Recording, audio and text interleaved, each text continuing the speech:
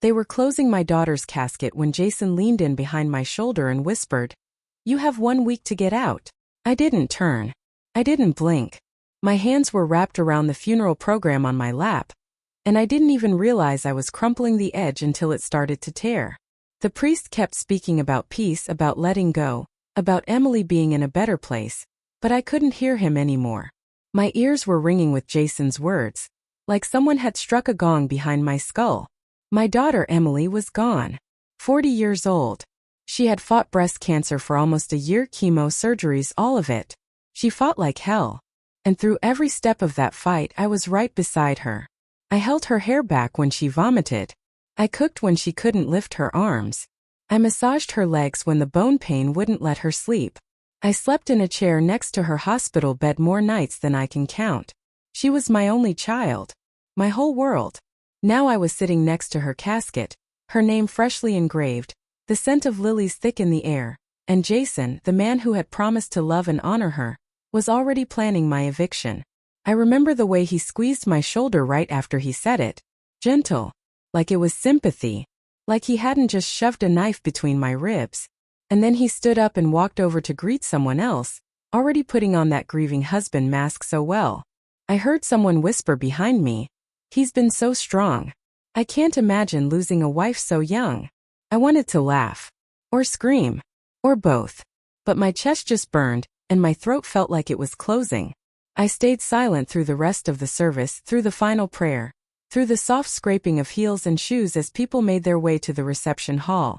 No one looked twice when Jason took his grandmother by the arm and led her to the car. No one noticed that I was left standing alone. I rode with Jason in Emily's car. The smell of her perfume still lingered, vanilla and rose. I thought that might break me, but I was too busy wondering what the hell Jason was playing at. Why now? Why here? What was his end game? When we got to the house, he played his part well. Greeted people at the door, offered hugs, shared memories of Emily like he hadn't already deleted her from the photos on the hallway wall. I stood behind the kitchen island and said nothing. I watched as he handed out glasses of wine, made toasts, even laughed a little, like a man who just lost a coworker, not a wife. I knew grief could look different for everyone, but what I saw in him wasn't grief. It was calculation, control. And I knew deep in my bones that Emily wouldn't have wanted this. Wouldn't have wanted me pushed aside like a temporary guest. She and I had built a life together long before Jason came into the picture. I was the one who helped her buy this house. $80,000 of my savings went into that down payment when Jason had just lost his job. I had lived there for 7 years. Not out of charity. Out of love. Out of family.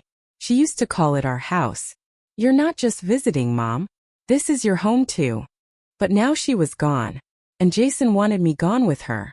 That night I lay awake in the guest room I had slept in for years, what used to be my room, and stared at the ceiling fan as it spun above me like a clock ticking down. I didn't sleep. Not a second. Not because of grief. That would come later. That night I didn't sleep because something had shifted. Something in me. Jason thought I would fold. That I would pack my bags and disappear quietly. But he had no idea what kind of mother Emily had. And I was just getting started.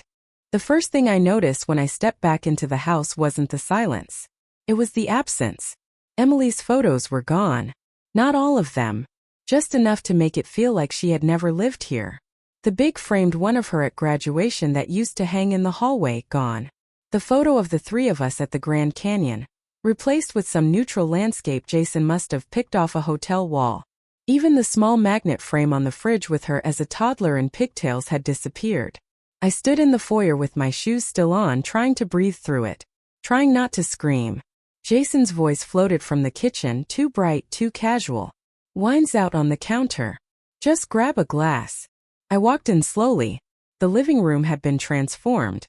Emily's favorite recliner gone. In its place, a slick new leather chair that didn't belong in this house or in our story. Her soft gray blanket had been stuffed behind the TV like a dog bed. And in the middle of it all, people. Neighbors. Colleagues. Even a couple of Jason's friends from his old job. They stood around holding glasses of Cabernet and plates of cheese like they were at a networking mixer, not a post-funeral gathering. Jason moved through them like a host on television. Smiling, patting shoulders, telling stories that sounded just a little too rehearsed. Emily was always full of light, he said, holding his glass up. And if there's one thing she would want, it's for us to celebrate the life she lived. He didn't look at me. Not once. He didn't mention that she'd spent her final nights curled up on the floor in that same living room, too weak to get up the stairs. He didn't mention how many times I had stayed up all night wiping her forehead, holding her hand while she whispered, "Mom, please don't leave me alone." I backed away from the crowd and headed down the hallway toward my room. Except it didn't feel like mine anymore. The door was cracked open. Inside, my blankets were neatly folded at the foot of the bed. The lamp on the nightstand was unplugged. Half my dresser drawers were empty. My jewelry box was missing. The closet had 3 cardboard boxes labeled mom stuff in Jason's handwriting. I stood there for a long moment like my brain couldn't quite catch up to what my eyes were seeing. My room had been cleaned out. No one had asked me. No one had warned me. Someone had just walked in while I was at the funeral of my only child and decided I no longer belonged. I found Jason at the dining table, scrolling on his phone, wine glass in hand. He didn't look up. I cleared my throat. "Did you move my things?" He glanced over, expression mild. "I was just organizing. Thought I'd help you get started. If you need, I can call a moving company." He said it like it was a kindness, like this was a gift he was offering me. I felt something harden inside my chest. I asked, "Where's my jewelry?" He didn't flinch. "Some of it's in the safe. You wouldn't want to lose anything with people in and out." I stared at him. "I didn't ask you to touch my things." He took a slow sip of wine. "Emily and I talked about this. It's not personal. We just assumed you'd want to go stay with your sister." "I don't have a sister. He knows that." "This is my home," I said, steady. Jason shrugged. "It was her home. And she would have wanted space for us to grieve." And then just like that, he picked up his phone again and turned away like I was already gone.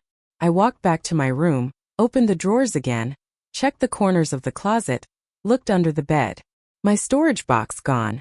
The one where I kept my important files. Medical records. Bank documents. The copy of the deed. Everything had been touched. Rearranged. Erased. Something was wrong. Something deeper than grief. Jason wasn't just moving on. He was moving me out. That night I didn't sleep. I sat by the window and stared out into the dark. The wind brushed through the trees. A couple guests laughed as they left down the driveway. I wasn't just grieving anymore. I was being erased. And I knew then I had to find the truth, before he found a way to bury it with her. I waited until the house was quiet. Jason had gone to bed hours ago, at least I assumed so. His door was closed, and the wine glasses in the sink were still half full. I moved slowly barefoot, careful not to let the floorboards creak too loudly. Something had been gnawing at me since the moment I saw those boxes labeled mom stuff. Not just the invasion of privacy but the precision of it. Jason had gone through everything.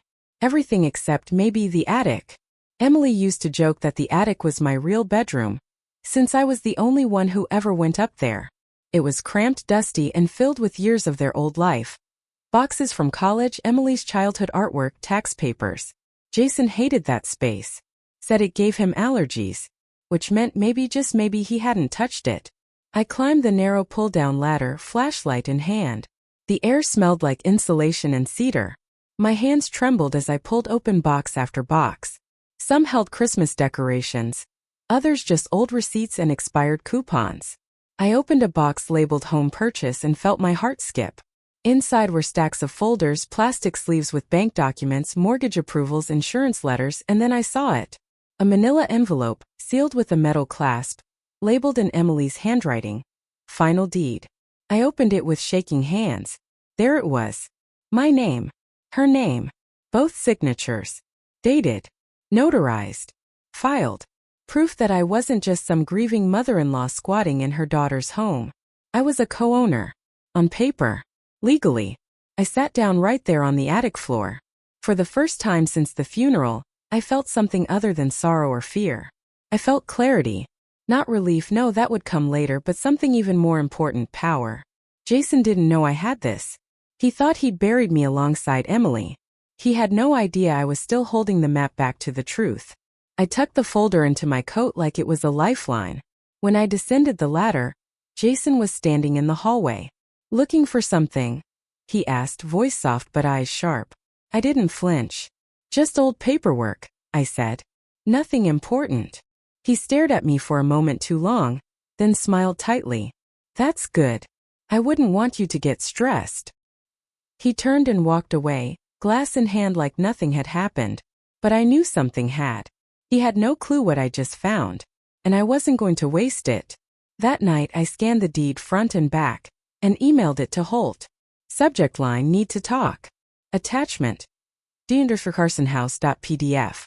Then I created a folder labeled lawyer only, and backed it up to the cloud, the external hard drive, and my email drafts, 3 places Jason couldn't touch. I was done waiting for the next blow to fall. I was done surviving in silence. Emily would have wanted me to fight. And for the first time since she died, I could feel her standing right behind me. The morning he told me he was having a baby, I nearly laughed. It wasn't the kind of laugh that comes from joy. It was the kind that bubbles up when your brain has no other way to process the absurdity in front of you. Jason stood in the kitchen, wearing Emily's old university sweatshirt, like he suddenly remembered how to look humble, holding a sonogram printout in one hand and a mug of herbal tea in the other. "I didn't want to say anything until I was sure," he said softly, like a performer entering the final act. "But I'm expecting. I used a donor. Emily and I had talked about it before. She wanted me to have a part of her." He placed the ultrasound on the table like it was some kind of holy document.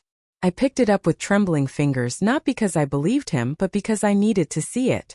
And there it was, his name in the corner, a clinic name I didn't recognize, and a date. A date that didn't make sense. Emily had been gone 10 weeks. The sonogram was dated just 4 weeks ago. I didn't say anything. I simply nodded and handed the printout back. Inside, something cracked and turned cold. Jason wasn't just grieving. He wasn't even mourning. He was setting a stage. Painting a picture for the court, for the world. A poor widower expecting a child, harassed by his dead wife's unstable mother. I could already hear the headlines. That night, I sat in the dark of my room with my laptop open and the deed file still glowing on the screen. I pulled up the photo of the ultrasound again. I'd snapped a shot when he wasn't looking, and cross-referenced the clinic. I called them the next morning. No patient listed under Jason's name. No record of any visit that matched that scan. He had faked it. Fabricated a pregnancy to generate sympathy, legal leverage, maybe even property rights. And it wasn't just cruel. It was criminal. I sent the information to Holt. He called within hours. "This actually helps us," he said, calm but focused. "If he's claiming pregnancy or dependency, it opens the door for a records request. If we show it's inconsistent or falsified, we don't just respond. We counter." I asked him, "And if he's bluffing the whole thing? Then it's fraud. And if you keep documenting like you have, we'll win before it reaches trial." That was the moment everything shifted for me. Not emotionally but tactically. Jason wanted a stage? I'd give him one. But it wouldn't be a courtroom filled with pity. It would be a ledger of facts, files, timelines, and cold legal truth. So I began collecting. Quietly. Patiently. Every message he left. Every document he handled. Every discrepancy I noticed. He thought I was fading into the background. But I wasn't disappearing. I was watching. And now I was writing the story he thought he could control. Things escalated quietly. That's how Jason worked. Never shouting, never slamming doors. Just slow, intentional control. Started with the locks. I came home from the grocery store one afternoon and couldn't get in through the front door. My key no longer fit. I stood there holding a bag of apples and my old leather purse, feeling like a stranger on the porch I helped pay for. Jason opened the door a minute later, feigning surprise. "Oh, the locksmith came. Security upgrade. Sorry, I meant to give you the new key." But he didn't. Not that day. Not the day after. Then it was the medicine cabinet. I had kept my blood pressure meds and arthritis pills in the hallway bathroom for years. Suddenly, the cabinet had a childproof lock I didn't install. When I asked about it, Jason said, "Just being cautious. The baby's coming. Better to start prepping early." He said it with a smile like that explained everything. Except there was no baby. only a lie that was getting bigger. I found drawers tampered with. My bedroom door creaked in a way it never had before. My nightstand, always private, had been rifled through. The envelope of emergency cash I kept beneath my socks was gone. My prescription bottle had been replaced with an empty twin. He was sending a message. You're not safe here. You're not in control. But I didn't flinch. I didn't fight. I waited. And then I heard him. One night, past midnight, I stepped out to get water and paused when I heard his voice down the hall. On the phone, just loud enough to catch fragments. She's still here. I know. I'm working on it. No, she doesn't have anything real. Once I get the rest of the papers together, we can move forward. Then he said it, clear as glass. I'll get the old lady out. Just give me time. My stomach clenched. But I stayed where I was. I didn't confront him. I didn't cry. Instead, I backed into my room, closed the door softly, and opened my laptop. That night, I went deeper. I remembered Emily had once given me access to her old files when we were updating our family records. She'd saved everything, backup folders, scanned forms, drafts. I plugged in the old flash drive and began looking. That's when I found it. A folder marked estate_docs, last modified after her death. Inside was a file labeled draft will February 2023.pdf. I opened it and stared. It named Jason as the sole heir. No mention of me. But what caught my eye wasn't just the content, it was the file properties. I checked the metadata. Created on Jason's computer. Not Emily's. Not a lawyer's. His. The timestamp didn't lie. The edits didn't lie. And now, I had something that could speak louder than all his rehearsed grief and soft-spoken malice. I zipped the file, labeled it forgery_evidence, and sent it straight to Holt. Subject. Found it. No emotion. No commentary. Just the truth. Jason thought I was some frail old woman he could manipulate into packing up and disappearing. But I was done being quiet. This house still had my name on it. And now the paper trail did too. The courtroom wasn't dramatic. No banging gavels, no gasps from the gallery. Just quiet tension and a judge who looked like he'd seen enough lies for a lifetime. Jason sat across from me in a crisp cream blazer, holding that same sonogram photo like it was sacred. He looked perfectly cast. The grieving husband, calm, dignified, carrying the weight of future fatherhood on his shoulders. His lawyer stood first. A soft-spoken man in an expensive suit. Your Honor, he began. My client has endured not just the loss of his wife but now, continued emotional distress from his former mother-in-law, who refuses to leave the property, has made threats, and has interfered with his ability to grieve and prepare for the child he and Emily had planned together. He passed up the sonogram. A printed copy of a will dated 1 week before Emily died. Signed sealed on paper at least. I didn't move. I didn't even look at Jason. Then Holt stood. His voice was quiet, steady. Your Honor, my client is not merely a former in-law. She is a documented co-owner of the property in question, having contributed over $80,000 toward its purchase. Her name is on the original deed. Legally recorded. Never revoked. He walked forward and handed over the first folder. This is a scanned copy of the deed, notarized, dated before the marriage. Alongside it, mortgage refinancing records less than a year old, also bearing her name. Then came folder 2. This is metadata from the supposed will submitted by Mr. Carson. The document was created on his personal laptop. The notary stamp was reused from an earlier file. The signature style does not match previous verified documents signed by the deceased. He paused. And lastly, he opened a slim envelope and removed a piece of lined paper. A handwritten letter from the deceased, dated 3 weeks before her death. Your Honor, we are not presenting this as a legal will, but as a personal testimony. With your permission. The judge nodded. Holt read aloud, voice firm but respectful. If anything happens to me, I need you to know I'm sorry. I know Jason has isolated me.